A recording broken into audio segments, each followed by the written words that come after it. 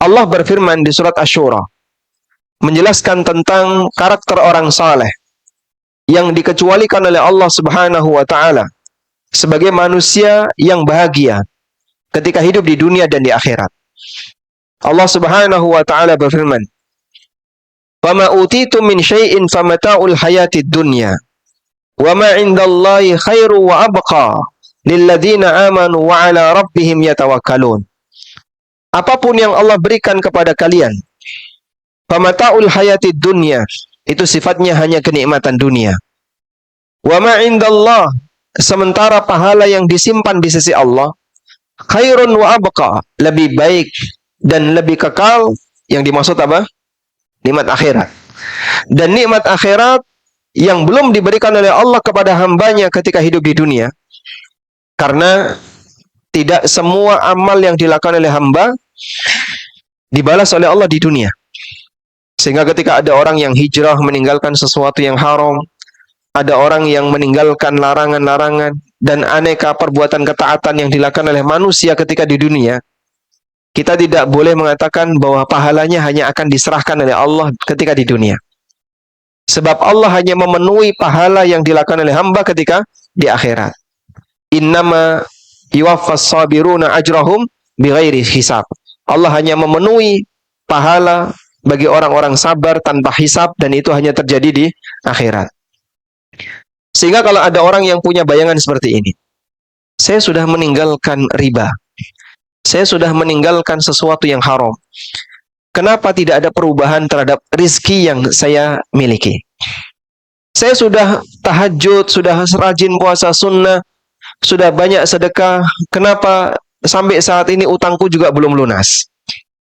Dan aneka komentar sebagian orang ketika dia sudah merasa banyak berbuat taat, tapi Allah tidak memberikan perubahan berkaitan dengan materi hidupnya. Kita perlu menyadari bahwa balasan yang sempurna itu ada di mana? Di akhirat. Sehingga ketika seorang hamba melakukan ketaatan, baik bentuknya ibadah mahdhah maupun bentuknya ibadah sosial atau ibadah-ibadah yang lainnya, termasuk diantaranya adalah meninggalkan apa yang dilarang oleh Allah, yang perlu untuk dia pahami bahwa yang dijanjikan oleh Allah, pahala itu akan dipenuhi di akhirat.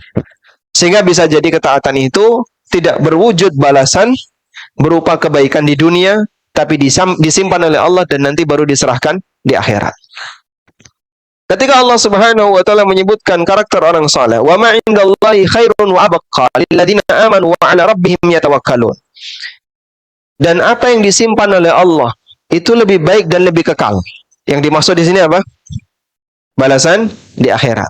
Bagi siapa? Bagi orang yang beriman dan orang yang rajin bertawakal kepada Allah.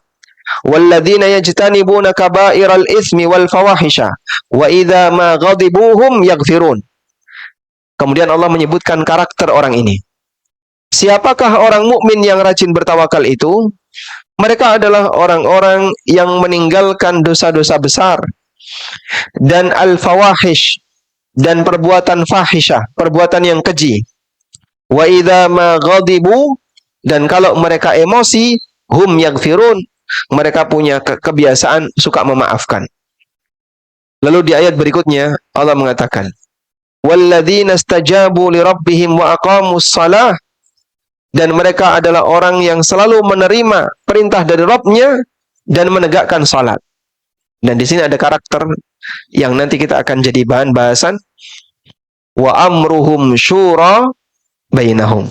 Dan karakter orang soleh ini adalah mereka ketika menetapkan urusan itu diselesaikan melalui majelis syura, melalui majelis musyawarah. Maka bagian dari ciri orang soleh yang dikatakan oleh Allah sebagai orang yang nantinya akan mendapatkan balasan khairun wa abqa, balasan yang lebih baik dan balasan yang abadi, adalah orang yang dia punya kebiasaan ketika menyelesaikan sesuatu melalui forum musyawarah. Wa amruhum syura bainahum wa mimma razaqnahum yunfiqun, dan mereka berinfak terhadap sebagian rizki yang kami berikan kepada mereka.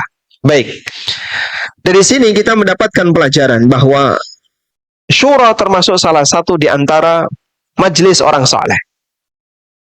Dan pada sewaktu mereka punya masalah, Penyelesaian yang mereka gunakan terhadap masalah tersebut salah satunya adalah melalui metode syura. Bahkan Nabi Shallallahu Alaihi Wasallam menyebutkan berkaitan dengan motivasi ketika orang itu punya masalah. Ada dua hal yang bisa dia lakukan. Pertama, dia kembalikan kepada ilmu Allah. Dan ini bentuknya adalah dengan salat istikharah. Dan yang kedua, minta pertimbangan kepada orang saleh dengan cara bermusyawarah. Baik.